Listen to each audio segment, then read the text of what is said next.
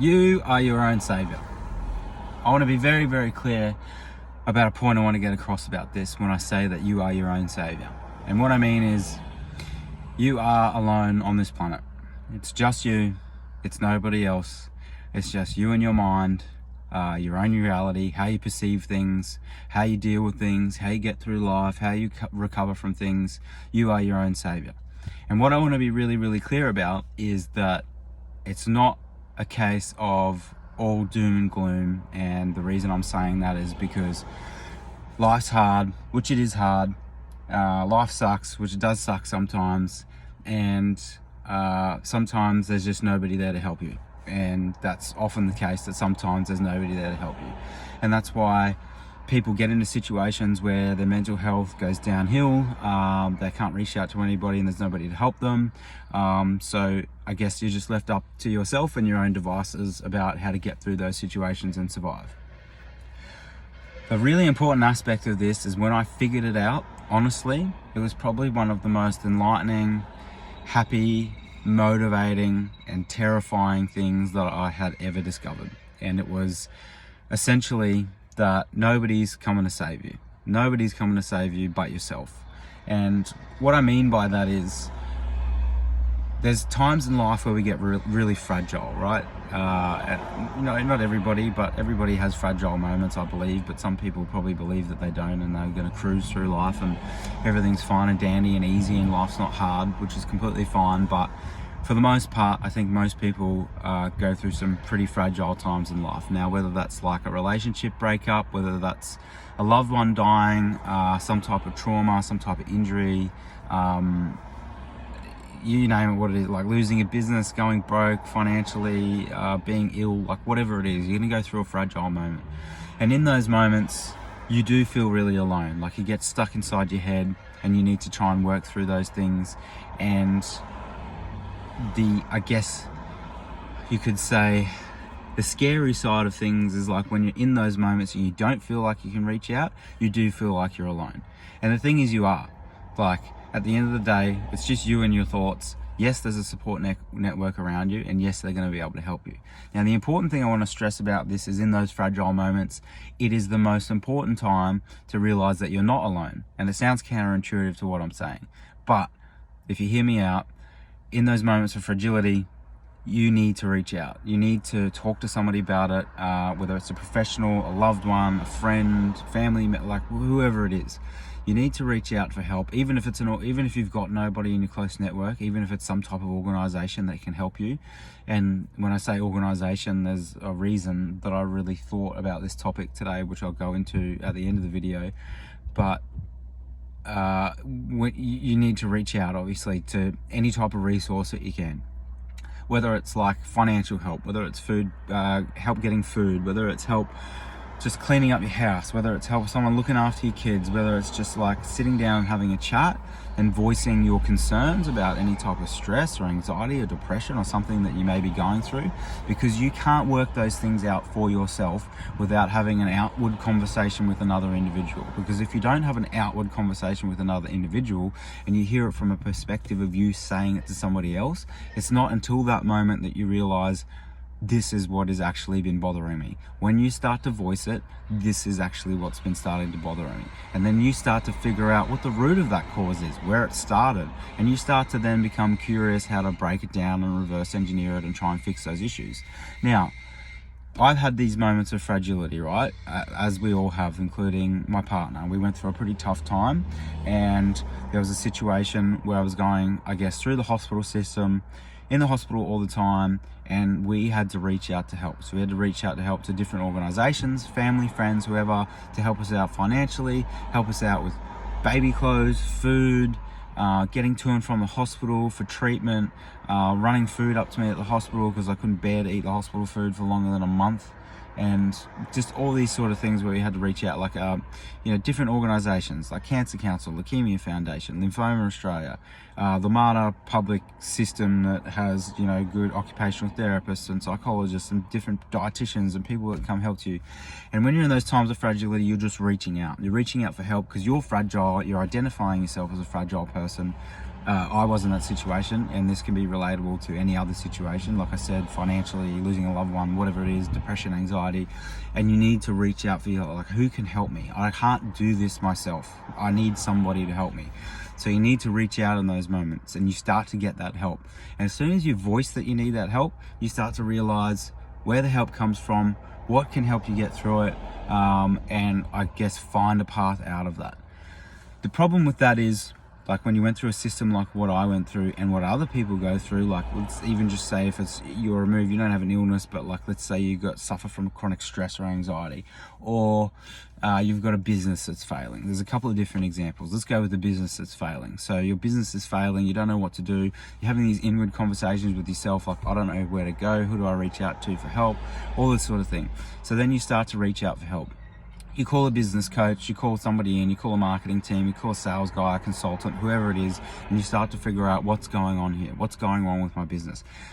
Losing cash flow, people don't like my products, no one's walking in the door, no one's buying online, whatever it is, and you start to reach out for that help.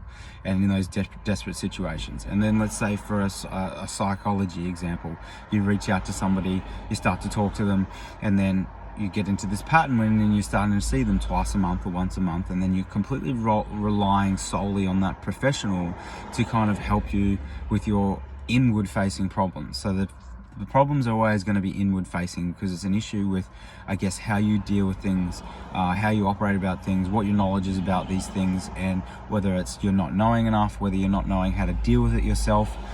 So you're reaching out to these individuals. Then you get stuck in this loop and this cycle, right? That you're always going to need this assistance of like a business coach, which maybe it's a bad example because I feel like you're always going to need a mentor and someone to help you grow in those situations. But let's just say you're getting a business coach, but you're going nowhere with that. You're going absolutely nowhere with that. You're not moving forward. You're not seeing progression. And the same with the psychologist. You've been seeing a psychologist for 2-3 years and you just keep on going. You go there, you have a conversation, you go through the same loop of feelings and problems that you have, and you just go over and over and over it again.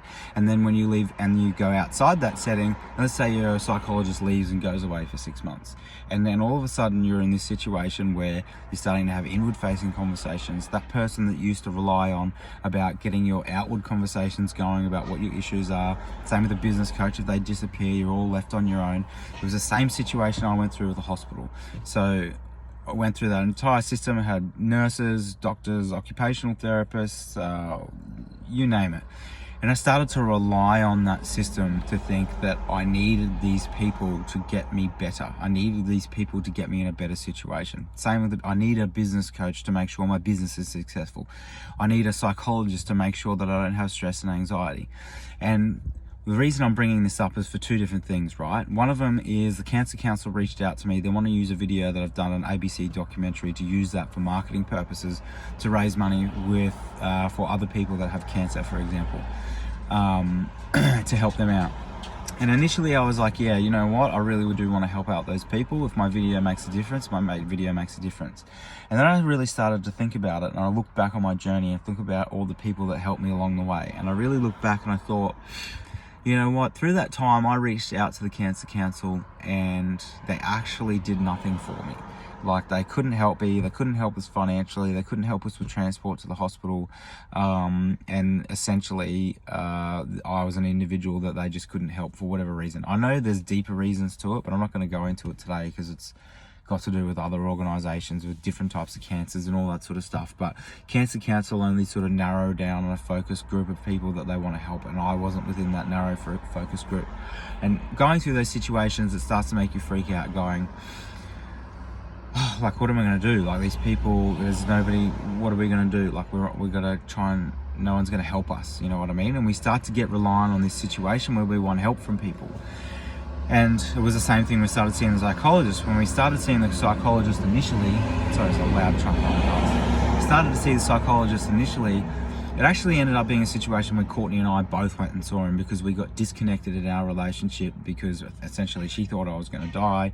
Plus, I was never there. I was always in hospital. She was basically operating as a single mum, so she'd sort of disconnected from me and accepted the fact that maybe this person wasn't going to be in her life anymore. And then even when I was at home, I was disconnected because my mind was elsewhere. I wasn't well, and I was always constantly worried about my situation and how I felt. So we got completely disconnected. So I went through about I don't know, 8 or 9 psychology sessions together. And then I went on and did a further like 12 or 13 psychology sessions. And in the psychology sessions, when I started this outward conversation of what I thought was going on with me and what I thought was wrong with me, where the stress, the trauma came from, how I could fix it, how I could stop stressing about the future, it got to a point in one day where I woke up and I thought, you know what, I'm going in there already prepared for these conversations with the psychologist, and I know where my feelings are coming from. I know where my stress developed as a child. I know where it is. And obviously the psychologist helped me bring those things out, but then the continuing conversations were just constantly about knowing where it came from, knowing how to deal with it. And ultimately it was a day of like waking up, and I came to this realization, and the psychologist, I really credit her on this. She was like really, really fucking good at her job. And it essentially like just saved me more and more money to going and seeing her. She said to me one day, she said, you know what, Tom, you come in here and you've been coming in here for a long time, like 3-4 months, like 12, 13 sessions. And I actually haven't done anything to help you. Like, you've come in here and you've outward conversation that you've given me all the tools that you're using to kind of help better yourself, but you're just voicing it with me and I'm basically agreeing with you, so you're doing it yourself. And sometimes in life you really got to realize that, you know, you are the person that has to fix your issues. Regardless if you get a business coach in to help fix your business, who's the person that has to take action? Who's the person that has to do the hard work? Who's the person that has to watch their finances? A little bit like, you know, stress and anxiety. Who's the person that needs to take the time out of their day to be mindful and meditate? Who's the person that needs to really sit down and evaluate their environment, the people around them, what needs to change, what doesn't need to change? Who's the person that maybe needs to figure out how to eat better and exercise to create better dopamine responses in your brain? That's me. That's me. Like, nobody's coming to save me. It's just me. It's me doing it. At the end of the day, my point I want to take away from this is that it's very important to reach out, to have those outward conversations, to get somebody to help you in a particular area that you're struggling with. But my second point to that would be, without the action and without you deciding and figuring out that it's just you are your own savior, you are the only person that can make the decision to make those changes, and you are the only person that can actually physically do it. Nobody can do it for you. Nobody can meditate for you. Nobody can exercise for you. Nobody can eat healthy for you. Nobody can stand by your side all day and go, think this way, think that way. That's a decision that you have to make. So you really have to figure out where you need to make those changes and make the decision. So ultimately, like I said, you know, life is hard. It's a tough place to be. Nobody knows why we're here. Nobody knows what we're doing. Yes, we have purposes. Yes, we have goals. But when that time is run out and it's finite, you know, at the end of the day, what was it all for? So it's about enjoying the time that you have here and knowing that you are your own being and you are your own savior, and you are the only person that's going to be able to move forward with things to just correct imbalances in your life. Like I said, I just want to reiterate, it's important to reach out to people for help. But at the end of the day, once you've reached out for that help, you've had that conversation, you realize what areas of your life need to change from seeking that help, you're the one that needs to make the changes. You are your own savior.